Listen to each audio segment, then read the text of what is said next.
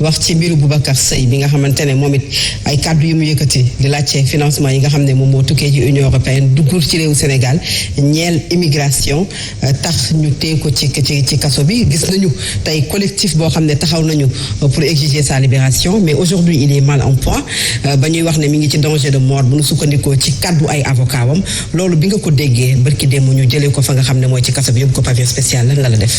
waaw xam nga bi ma ko déggee laa xam ne nag la situation est sérieuse. Donc j'ai saisi le ministre de la justice.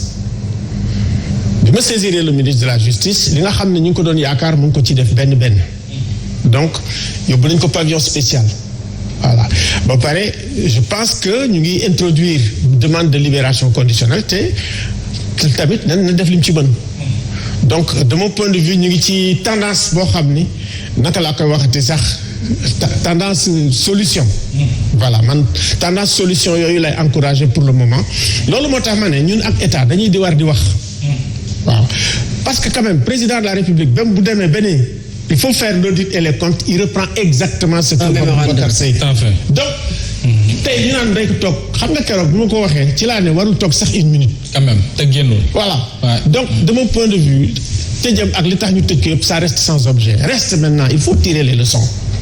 Il faut que Sénégal ñu am une loi de protection des lanceurs d'alerte ñu am une loi de protection des défenseurs des droits de l'homme c'est important am na ay états yoo xam ne peut-être am nañ ko te duñ ko toppatoo mais ñun Sénégal dañu war a am loolu jéem a dëgëral ñi nga xam ne parce que tu sais boo amee des institutions yoo xam ne surtout dans des moments de crise yoo xam ne yépp c'est presque en défaillance wala en confinement mais benn lañu am boo xam ni mooy fonctionner de façon efficace mooy l'opinion ñan moo ko am mooy yéen journalistes yi mooy ñun ñi nga xam ne ñu ngi nekk ci ONG yi opinion bi nag moom moo nekk un système régulateur le plus efficace waaw te yàgg naa ko wax Boubacar dafa demoon dans un séminaire organisé par l'État daal di génne ay arguments mais gis nga bu ñu ñëwee dans le débat public système de régulation bi mooy question réponse argument contre argument le procureur de la République n'a absolument rien à faire dans un débat public. Alors tey est-ce que. kooku moom il faut que ñu xool. demain mën nañ am débat public ñu naan la yaa fi wax non. quand même. c'est la mais ndax mënoon nañoo yegg tey monsieur Tine waroon nañu tey mën a yegg ba fii yaa ngi wax ne am nga yaakaar ci ministre de la justice ci li nga xamee ne saisir nga ko mais ndax tey waroon na yegg puisque nag ces avocats ont alerté depuis le début pour wax ne son état de santé est très fragile maanaam wér-gu-yaramam dafa woyof moom Boubacar Seye est-ce que waroon nañu yegg ba fii tey muy dem ba ay mbokkam di jaaxle guddi àjjuma jàpp samedi ba ñu koy yóbbu pavillon spécial. Non man kooku wax naa ko depuis le début.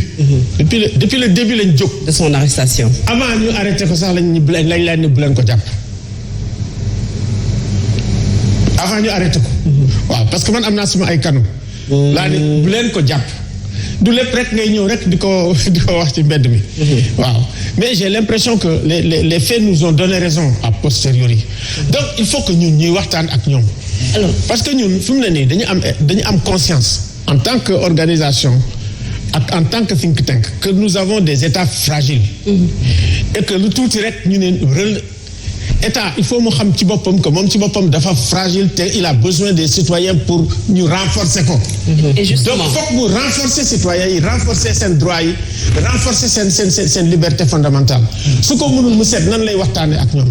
Alors justement si le président n'est sûr de rien ba demander ñu def ab saytu ci koppar yooyu te Boubacar Seye tamit ci dynamique boobu la demee est-ce que finalement nekkul paradoxe Boubacar di rester en prison puisque président Macky Sall moom ci boppam il s'est posé des questions.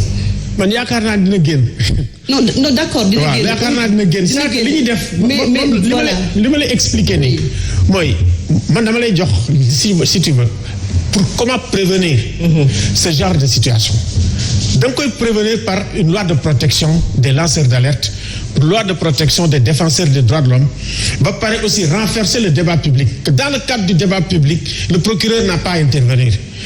C'est ça la démocratie délibérative. D'accord, mais maintenant, le fait que le président de la République, en Conseil des ministres, dit demander à ce qu'on fasse un audit ci xaalis boobu alors que Boubacar mi ngi ci en prison, est-ce que loolu nekkul paradoxe? En réalité, problème bi mooy xam nga le temps de la justice aussi et des procédures judiciaires, c'est pas le temps politique. le temps de la procédure judiciaire mooy une fois que mu am mandat de dépôt am na ay procédures yu ñuy def je pense que avocat yi def nañ ko tey demander liberté provisoire ñu saisir le doyen des juges bu saisir le procureur donner la liberté provisoire ñaari temps yi moo différent mais il me semble que compréhension am na pour la solution. alors yéen da ngeen bokkoon ci wax dëgg yàlla 2012 ngeen fës lool week-end bi Mamadou Diop ci Mbour ay famille am dañ ko doon wax ci mbiru Boubacar Seye bi nga xamante ne moom it ay kàddu yu mu yëkkati di laajte financement yi nga xam ne moom moo tukkee ci Union européenne duggur ci réewu Sénégal ñeel immigration tax ñu tee ko ci kaso bi gis nañu tey collectif boo xam ne taxaw nañu pour exiger sa libération mais aujourd'hui il est mal en point ba ñuy wax ne mi ngi ci danger de mort bu ñu sukkandikoo ci kàddu ay avocat wam loolu bi nga ko déggee barki démb ñu jëlee ko fa nga xam ne mooy ci kaso bi yóbbu ko pavillon spécial lan la def. waaw xam nga bi ma ko déggee laa xam ne nag la situation est sérieuse. Donc j'ai saisi le ministre de la justice bi ma saisiree le ministre de la justice li nga xam ne ñu ngi ko doon yaakaar mu ngi ko ci def benn donc yóbbu nañ ko pavillon spécial voilà ba pare je pense que ñu ngi introduire demande de libération conditionnelle te tamit na def li mu ci mën donc de mon point de vue ñu ngi ci tendance boo xam ni naka laa koy waxati sax tendance solution voilà man tendance solution yooyu lay encourager pour le moment loolu moo tax ma ne ñun ak état dañuy di war di wax waaw parce que quand même président de la République même bu demee beneen il faut faire l'audit et les comptes il reprend exactement ce que Boubacar Seye donc tey ñu naan day toog xam nga keroog bu ma ko waxee ci laa ne warul toog sax une minute quand même te génnul voilà donc de mon point de vue tëjam ak li tax ñu tëj ko yëpp ça reste sans objet reste maintenant il faut tirer les leçons. Il faut que Sénégal ñu am une loi de protection des lanceurs d'alerte ñu am une loi de protection des défenseurs des droits de l'homme c'est important am na ay états yoo xam ne peut-être am nañ ko te duñ ko toppatoo mais ñun Sénégal dañu war a am loolu jéem a dëgëral ñi nga xam ne parce que tu sais boo amee des institutions yoo xam ne surtout dans des moments de crise yoo xam ne yépp c'est presque en défaillance wala en confinement mais benn lañu am boo xam ni mooy fonctionner de façon efficace mooy l'opinion ñan moo ko am mooy yéen journalistes yi mooy ñun ñi nga xam ne ñu ngi nekk ci ONG yi opinion bi nag moom moo nekk un système régulateur le plus efficace waaw te yàgg naa ko wax Boubacar dafa demoon dans un séminaire organisé par l'État daal di génne ay arguments mais gis nga bu ñu ñëwee dans le débat public système de régulation bi mooy question réponse argument contre argument le procureur de la République n'a absolument rien à faire dans un débat public. Alors tey est-ce que. kooku moom il faut que ñu xool. demain mën nañ am débat public ñu naan la yaa fi wax non. c'est quand même. c'est la mais ndax mënoon nañoo yegg tey monsieur Tine waroon nañu tey mën a yegg ba fii yaa ngi wax ne am nga yaakaar ci ministre de la justice ci li nga xamee ne saisir nga ko mais ndax tey waroon na yegg puisque nag ces avocats ont alerté depuis le début pour wax ne son état de santé est très fragile maanaam wér-gu-yaramam dafa woyof moom Boubacar Seye est-ce que waroon nañu yegg ba fii tey muy dem ba ay mbokkam di jaaxle guddi àjjuma jàpp samedi ba ñu koy yóbbu pavillon spécial.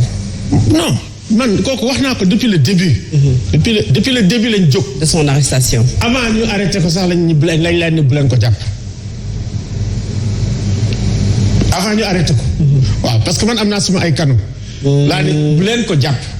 du lépp rek ngay ñëw rek di ko wax ci mbedd mi. waaw mais j'ai l'impression que les faits nous ont donné raison a posteriori. donc il faut que ñun ñuy waxtaan ak ñoom.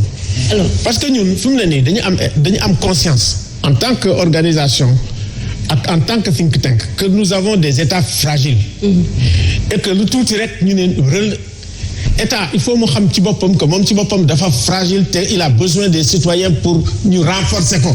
et justement donc foog mu renforcer citoyens yi renforcer seen droits yi renforcer seen liberté fondamentale. su ko mënul mu seet nan lay waxtaanee ak ñoom. alors justement si le président n'est sûr de rien ba demander ñu def ab saytu ci koppar yooyu te Boubacar Seye tamit ci dynamique boobu la demee est-ce que finalement nekkul paradoxe Boubacar di rester en prison puisque président Macky Sall moom ci boppam il s'est posé des questions. man yaakaar naa dina génn. non d'accord dina génn. waaw yaakaar naa dina génn c'est que li ñuy def. mais voilà li ma lay expliquer nii mooy man dama lay jox si tu veux pour comment prévenir. ce genre de situation.